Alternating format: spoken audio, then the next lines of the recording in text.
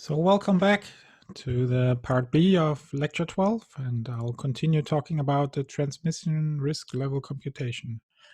What I will be talking about is how to derive numbers like this, numbers between 0 and 8. And I will follow in particular a document which was written as part of the Corona One app development and which is available from GitHub. Link is here, and I will also link it in the lecture on the course page. So to introduce some notation, we will go through the typical sequence of events of an infected person, and we will, with capital TE, denote the random time where transmission of the SARS-CoV-2 happens to an exposed person A from some unknown source. So we don't care what happened to A, but this was the time where the exposure occurred. And then as the next event is TI will be the time where the person starts to become infectious. That means it's able to transmit the disease to other individuals. And TS will be the onset of symptoms in person A, which we will also sometimes just call the DSO, or day of symptom onset. Please note that for COVID, it can happen and appears to happen quite often, that you can be infectious before you show symptoms. So for many other diseases, sometimes you say these two are going to be equivalent in time, but here it's certainly possible to have shed infectious material which can sort of cause infection in others before you show symptoms. Based on the symptoms, the individual may go to the testing. So there will be taken a swab of throat swab, for example. That would be the sampling time. The sampling time would typically be after symptoms, but it doesn't have to be. It depends on the testing strategy. If, for example, you do a screening procedure or you have a part of a contact tracing, you might get people sampled before they actually show symptoms because they were exposed to disease. They were already, maybe even already infectious, but they were not showing symptoms yet. So that it's not necessarily here. The order is not necessarily always as here, but that would be the regular workflow for an infectious disease, you could say. So we have the time of sampling, we have the time that a result obtains the test result, and then here relevant for the Corona One app is the day of upload. So you have to give consent to share your positive test result with the other people using the app. Your anonymous identifier, this diagnosis key that you upload, but you have to give consent to that. So it's voluntary if you want to do that. And there can, of course, also be a delay between time of obtaining the positive result and upload. How long this delay will be in practice, probably short, but it can exist. Okay, and in order to compute the overall, there will be 4 cases to be considered. So the first one is that we know about day of symptom onset in A. Another case is that A was symptomatic, but unfortunately the day of symptom onset is not available, for example, for the app or while the key is transmitted. So we only know when the person uploaded and that the person was symptomatic somewhere before day of upload. Then we can also have the situation that A was neither symptomatic at or before day of upload. So there can be 2 cases, sub-cases, so that this is a person which will never become symptomatic. So there are some cases apparently described where people don't show any symptoms at all. The question is, of course, how much can they transmit the disease? Or if the other situation is that they're just pre-symptomatic. That means at the time of testing, they didn't have, or the day of upload, they didn't have symptoms, but they were still in the incubation period. That means the time between the time of infection and symptom onset. And that's why they didn't show symptoms at the time of upload, but they will show symptoms afterwards. Of course, it can be hard to distinguish at the time of upload between these 2 cases. And then there's sort of the most general case is that we know nothing about symptom, neither whether they had symptom nor if they had symptom, what is the day they had these symptoms. And of course, this is actually unfortunate currently what is implemented in the Corona One app, because that what the framework, at least in the beginning, was able to handle, at least from a quick point of view, with and because there are also some data protection consideration if you provide day of symptom onset, or if you, and how correctly is that specified. So before taking all these discussions, it was decided that you simply take the day of upload, and nothing additional. But of course, the idea would be, and this is why some of the investigations were also made, what would be the added value of having of knowing the symptom onset in A. So we'll look a bit more in particular in that, because this is also relevant from a contact tracing point of view.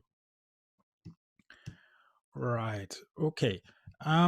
So let's look at this case 1, knowledge of DSO in A. Look at that in more detail. So we have some durations to consider. And I mean, these three, so we will, first of all, the case 1 is that we know that it is a symptom onset and we know the day. Remember, there were these 3 delays here. So symptom onset to sampling, from sampling to result, and from result to upload. And each of them, sort of like here we have result to upload,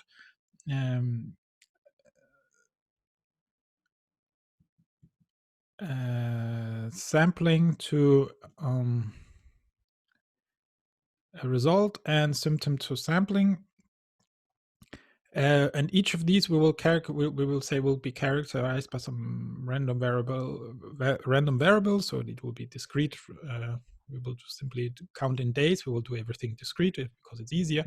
So these will be characterized by random variables with a probability mass function. Of course, the question is, how does the probability mass function look like? And altogether, the delay between upload and symptom onset will be characterized as the sum of these 3 durations, right? So this one plus this one plus this one. And if you can consider these 3 to be independent of each other, which I think is an okay assumption probably, and it's not completely true, but I think it's an okay assumption, then we can, by individual assumption for each of these, we can find the distribution between TU and minus TS, so the duration between symptom onset and upload. And that is a so-called convolution. I have quickly covered that in the appendix. So this is for those of you who have not done sort of like initial statistics course. Then it's just important to know that if X and Y are 2 independent random variables, I would say here integer random variable, that means they can have support on the integer numbers. That means, for example, -5, -4, -3, 0, 1, 2, 3, 4, 5. So there, I will also assume that they will be, the support will be connected in the integers, so no intervals like -2, -1, and then 1 and 2, and not the 0, nothing fancy like that, but simply integer random variables. We will have probability mass function X and Y, and then the sum of this, so X plus Y, so the random variable defined like this here, will, and sometimes this is also called the convolution of X and Y, will have the probability mass function given by this formula here, which is sort of like, if you know the sum is going to be Z, then you can say, well, you're going to try all possible X values where you first evaluate the density or the probability mass function of X in the X variable. And then you know that Y, because Z minus X is equal to Y, you know that this is this is what Y has to be in order to fill the sum criteria, and then you sum up these complete difference. Just sort of like to illustrate that, here's a function which does something like that. Maybe this is something which is worth looking at for the exam, which is simply implementing this formula here. It's an operational version of what you have here, where the numbers in the vector are containing the probability mass, and the names of the vector are containing the support. So is it -1, -2, -3, and so on. So there's this small function here, and if you can test that, if you have, for example, here is one density, it's from -2 to 2, and the other one is from -1 to 1, then you have here and this is simply fixed. So we will say this will be the probability mass function for X. This will be the probability mass function of Y. And when you then add X and Y, so you see the -3 is the smallest result, because if you have -2 here and -1, that's the smallest result you can get. And the largest result is the 2 plus 3, so that's the 5, right? So that will be here, and that this is simply computed, use this function, but you could also compute this manually, of course, if you want to verify that this is correct. So this is just a way to do convolution. This will be important here for this transmission modeling that we did, and this is why I'm sorry. Why I showed this, because this is also some form of delay which we will have to look at and take into consideration. So this is given here. So, and we will, based on subject matter knowledge, each of these three was characterized. Of course, you can try, once the system is running, try to feed these with data if you have data available, or you can try to formulate a sample of cases where you try to get these data if you don't have it at all because of privacy protection, which is inherent in the app. But at least we did three formulations of this distribution, and this distribution. And if you do the convolution of the joint ones, you can have that the difference or the duration between symptom onset and upload will be between 0 and 6 days. It takes a few days to go before you then decide to go to the doctor, and so on. And this is, please understand me correctly, this is for the case where the symptom onset is causing the patient or the app user to go to the doctor. This is the scenario we're looking at here. So we see it will at least between 2 and 3 days before a test result. Might be even too positive in some cases, but it can be also much. So it can be between 6 in the. But this is also in a scenario where we have some stable conditions. I think in the beginning of the epidemic, these intervals were unfortunately much bigger. But now I think some of the procedures, the testings there are more tests available and so on. So maybe this, I think this is a rather realistic assumption, but it's hard. I mean, of course, you want to verify this with data as you go along. And then another point we said, and this will be the important part here for this, is what about sort of like how infectious is the person that you're having the contact with? And this is very hard to get data on. I mean, there are some viral load measures. So how many virus cells, virus material is shedded from a person. There are some measures available for that. And for example, this paper by He et al. Is one where they did the measures. But the problem is that they always only started at day of symptom onset, because that's when the cases went to the hospital and that's when they started the measuring. There are, at least when we look then, maybe that has changed. There are no measures available for people who got exposed but have not shown symptoms yet. So we don't know how is the viral load of persons before symptom onset. And the other complication is viral load is just sort of like how much you excrete of the infectious material, but how likely that is to cause somebody else to become sick. So how sort of virulent are these, is this viral load? That is also a big something which you will never really see in. So can they be cultured in cells? That would be one question. Sort of like how many virus cells do you need before you can have a transmission? Is it depending on the amount, or is it sort of like how is it only a small number of I mean, too little is understood in sort of like to really relate viral load to really infectiousness in terms of sort of like how likely or how probable is it that if I meet somebody, I have contact with them for so and so long, that it will be a disease. But what you can do, and this is what is done in the He et al. Paper, is that they analyzed 77 infector-infectee pairs. So one where they knew that the primary case transmitted disease to this secondary case, and how long there was between the when did the primary case have symptom onset. They also know it for the secondary case. But what they also knew, and this is sort of like part of the work, it's a nice paper, is that they also knew when was the potential exposure of the disease. So when was the transmission of the disease? If they were household contacts, it was a range of days. But for some of them, they were contacts in, let's say, buses or parties, or in some other context where there was only a limited number of days where the transmission actually was possible.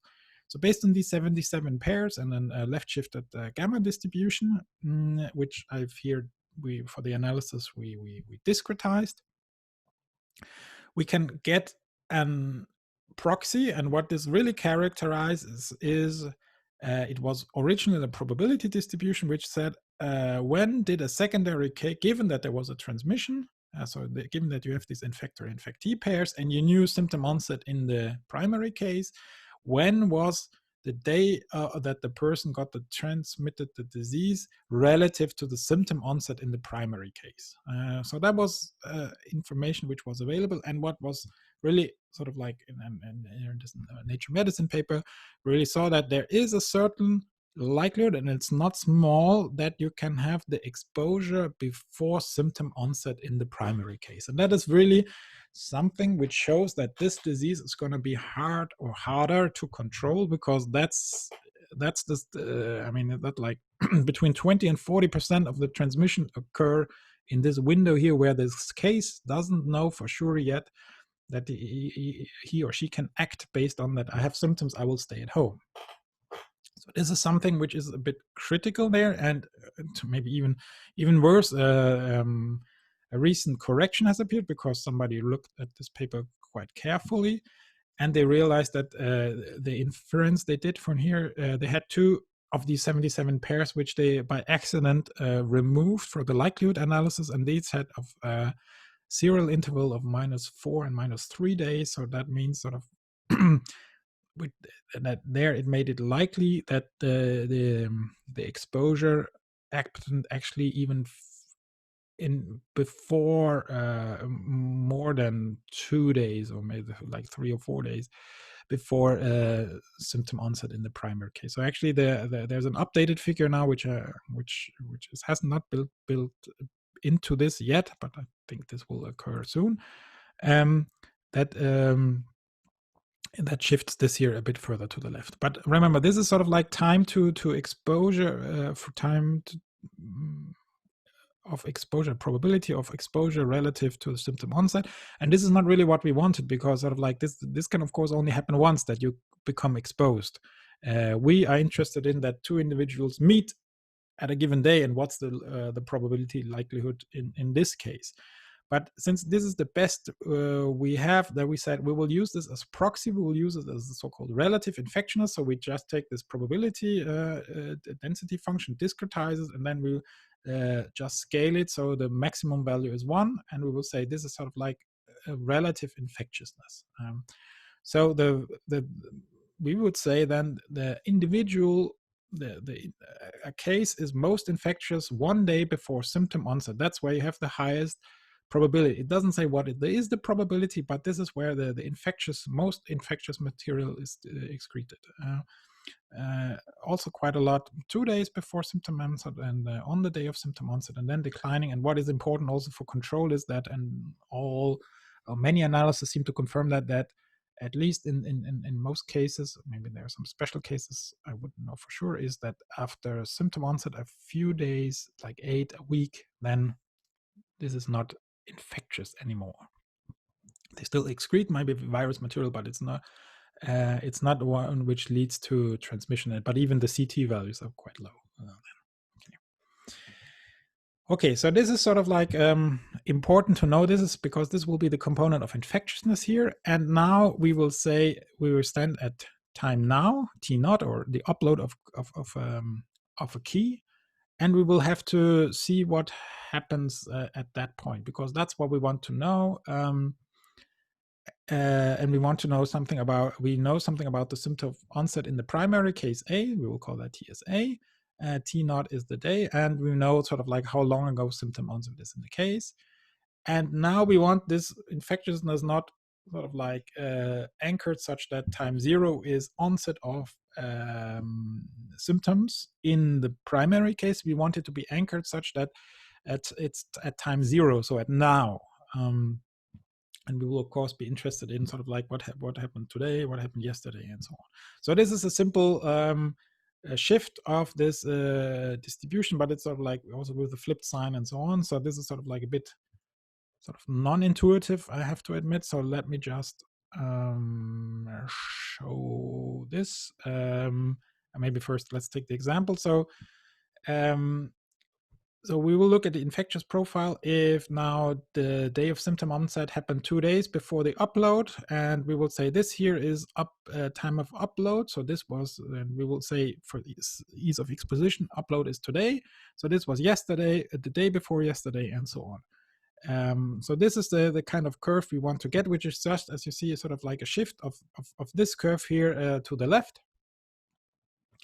But sort of like, why do we shift it like this? And it gives us information now that if I have somebody who uploaded their key to today, and I know that their DSO happened 2 days ago, then I had the highest risk of contracting the disease from this person 1 to 3 days ago. So if I met with them 3 days ago, then of course I have a higher risk than if I met with them 5 days ago.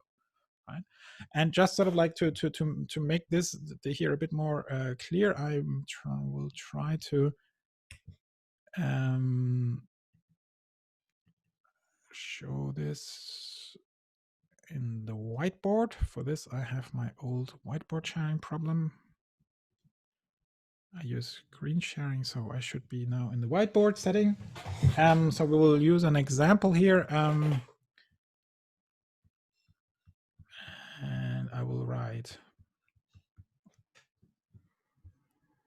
So we have here, I don't know if this. So we have example. We will have DSO of A will be on 2020-08-15. So 3 days ago, and the day of upload is 2020 08-18. So let's say that was today, right? So we can make a nice axis here like this, and I will put here I will put so here we have the 2020 08-18, and so this axis here will be calendar time. All right, so this one here will be 2020 08-17, and here, for example, we will have 2020 08-16, and here we would have 2020 08-15, and so on, right? So that will be the calendar time, right? So but we can also consider this in a different anchoring. So we can say days since symptom onset, right? So we know this is days of symptom onset was here, so that was 0. That is the day here before symptom onset, that is -1. Prolong that just to make things clear here. -2, and here we have 1, 2, 3. Just sort of like to make this also clear that we have 4, 5, right? So we have these. Okay, but we can also use the different ways, days since upload.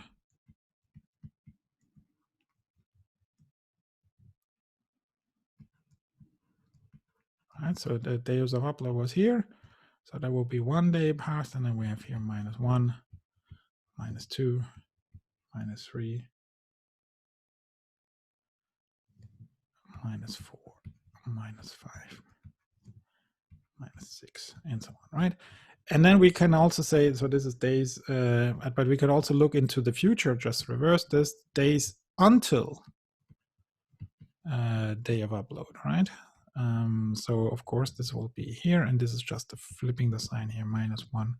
Then we have 1 day until upload, 2 days, 3 days, 4 days, 5 days, 6 days. And why am I talking about this inverse of this is simply just to say that how many days ago did we meet, if that would be exposure, if today is day of upload, right? So if we're talking about today, that will be 0. And the question is, of course, now how can we map something which has this scale here, which is measured in days since the symptom onset, to this scale, which will be the thing we will be interested in.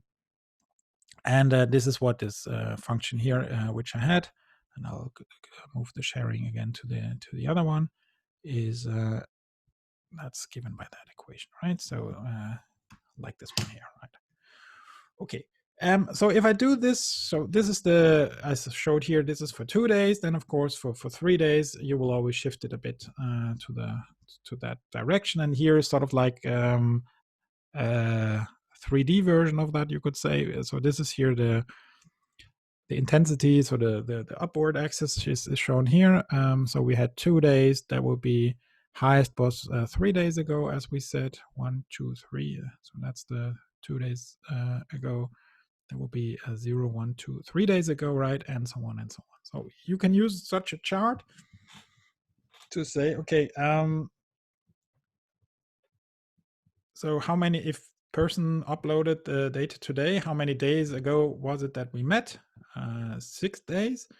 And then based on this clinical information, you could say, well, if I know something about the symptom onset in the infector, then I know something about how risky the contact was for me. So if I know the person had symptom onset today and we met 6 days ago, then at least the way we calculated this here, it's going to be a low risk contact, and so on, right? You can also furthermore sort of like, this is the continuous value between 0 and 1, and we then decided to, in order to get these 8 categories, if we should ever get this information, then you can simply categorize this scale between 0 and 1 into 8 intervals, where you also ensure that the 1 is included in the last bucket. So that will give an 8. And then you will have these sort of like risk levels. So here will be, for example, 7, 8, 7, 1, 1, 1, 1, and so on, which corresponds to the. So this is just a discretization of this previous scale here, giving the risk levels. You could say, well, one step further is that, and that was the case too, is, well, we know that ASAP is symptomatic at time of upload, but we don't know the exact DSO because it's not specified as part of the app, but there was simply a checkbox saying I was symptomatic. And maybe that would even also provide further information.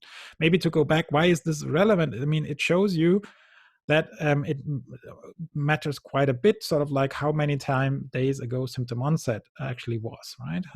So you would have, if you met somebody 8 days ago, it might make a big difference if symptom onset was on day 6 or day, or maybe let's say day 7 or day 2. From now, right? So that makes a difference for who's classified as being a risk. The question is if you want to sort of limit that or just say, well, you had a contact with an infectious. I mean, we don't want to sort of assume too much here. I mean, we tell you had a contact with a risk person. You may want to sort of get tested or stay at home or whatever. But of course, this is not a very viable solution. If that means you have to quarantine, then I, as an app user, don't want to sort of like I don't want to have too many false alarms. And of course, this is a risk. If like 20 million persons are using that and you give persons false alarms, that means that they will have to quarantine or something. So you really need to be careful about what you're doing. On the other hand, you don't want to miss any infections because that is really, maybe if that spreads, then that's even going to be worse. So this is sort of like one trade-off. Maybe sort of just to get sort of to case 2, it's symptomatic at time upload, but we don't know exact DSO, but we knew something about the probability distribution of when it probably could happen, because we, here in this previous slide here, we knew something about duration from symptom onset until upload, and we can use in the inverse sort of to infer when probably the symptom onset was compared to upload, right, based on that graphic. So what we really will do is, and this is sort of like this, our relative infectiousness. If you don't know the symptom onset, you're simply going to marginalize over all possible symptom onsets such that they are before T naught, right? Because we know the person had symptom onset, not beyond, right? And this is actually the same, right? I mean, we stop considering things after the now, right? So this is why there is then it's relative infectiousness 0, because we knew that it was conditional on that they had symptoms onset now, right? And this is simply marginalizing out the infectiousness, given that we know the symptom onset weighted with the probability that it would be this symptom onset, given that we know the T naught, the day of upload, right? And if you do the math for all of this, you can look in the code. It's also published as part of the Corona One app on the GitHub page as a Markdown file. You can find the code there, but there's also the code here on the slides, or in the Markdown for the slides. Then you will get a resulting risk level, which looks like this. So some risk between 1 and 6 days, maybe from for the context that many days ago. But of course, much, you could say, much broader than, so between, you say, between 1 and 6, you would have a risk. So, but here, you know, if you know something about how many days it is the symptom onset is, then you don't need the 1 to 6, right? And you know, you can 5 and 6 are not relevant if it's 2 days ago, or if it's 1 day ago, the symptom onset, what then much less is relevant. So you could target much better an intervention, but the question is of how do you want to weight sensitivity and specificity of such an app? And one thing is, of course, at the moment, you don't want to sort of overload health system, don't want to worry too many people, but you didn't know that when you developed all of this, it wasn't clear how much of it, how many alarms will there be? Can you sort of, so it was a balancing, it's a trade-off, but without really knowing the numbers. And now you, of course, need to sort of enter a process of evaluating all of this, and also try to sort of maybe change some of this in order to avoid too many alarms. But currently this doesn't appear to be the issue. It's more, maybe the question is, are enough people using it, or are we missing any important alarms? But this is the stuff you get. And simply maybe just to also state, then there's also one thing, this is everything we talked about is for one exposure contact. And now, of course, you can have several exposure contacts over the period of the 14 days.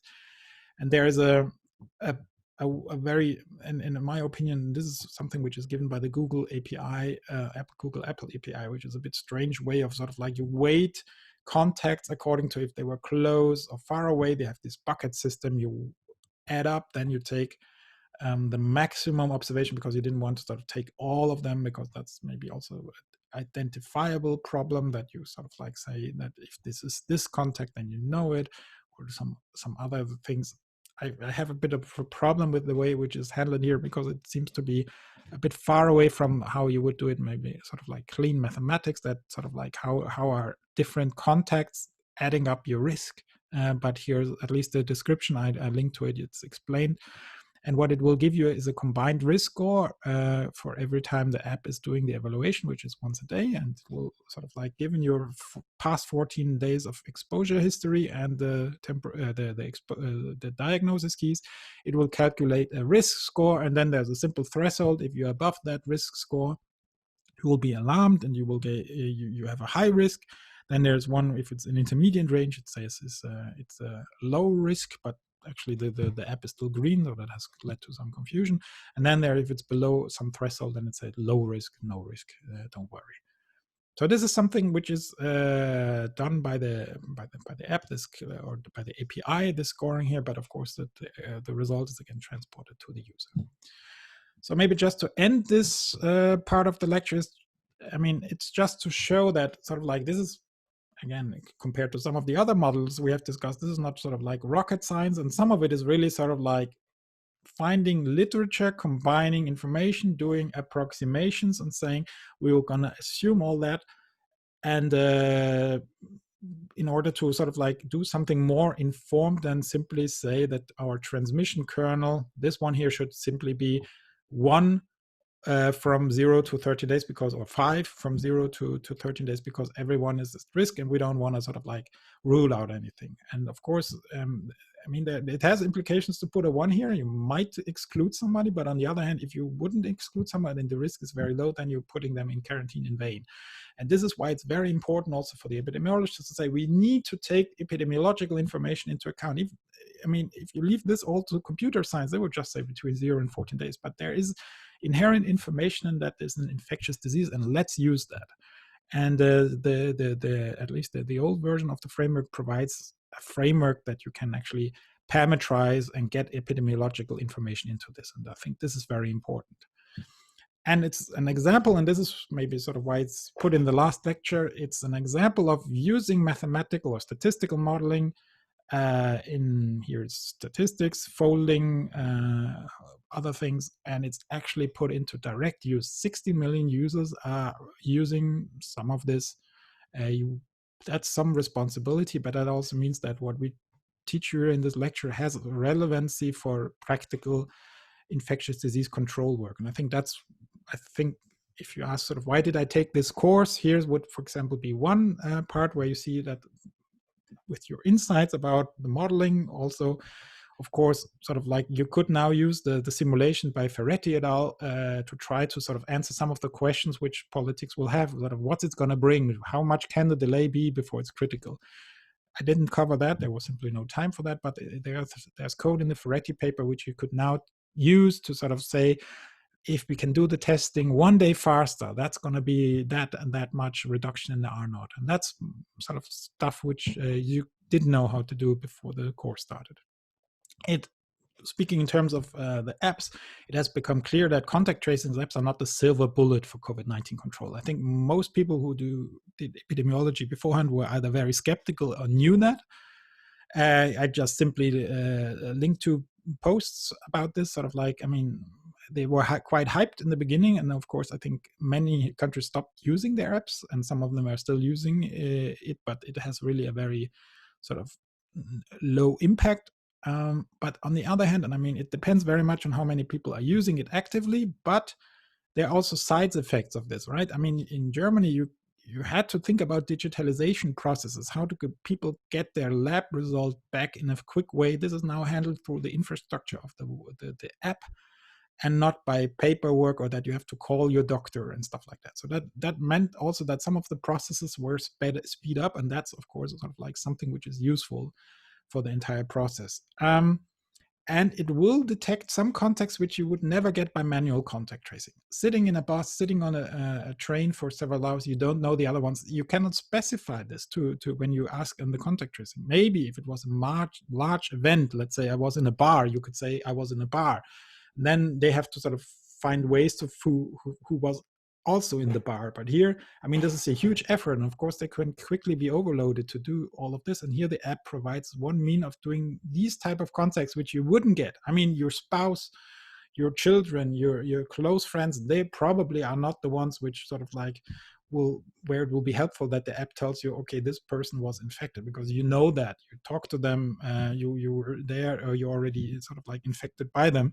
That's not where this is helpful. It's for the context which you don't know, and there are many. I mean, there was a recent tweet by Alex by Kusharski, and is that like from contact surveys, about 50% of your contacts are sometimes of these sort of like close contacts, sort of like at least ones which in principle can give COVID transmission, are with people that you don't know. And I think for that segment, such an app is a good thing. And with that, I hope to Tom and I hope that we could convince you that mathematics and statistics are important disciplines and important tools in handling the COVID outbreak, and also in general to many of the other outbreaks of infectious diseases which are out there, and it won't be the last, which we are looking at. And I hope you enjoyed the lecture, and I look forward to the live session today. So with that, I'm gonna stop the recording, and I'll see you in the live session.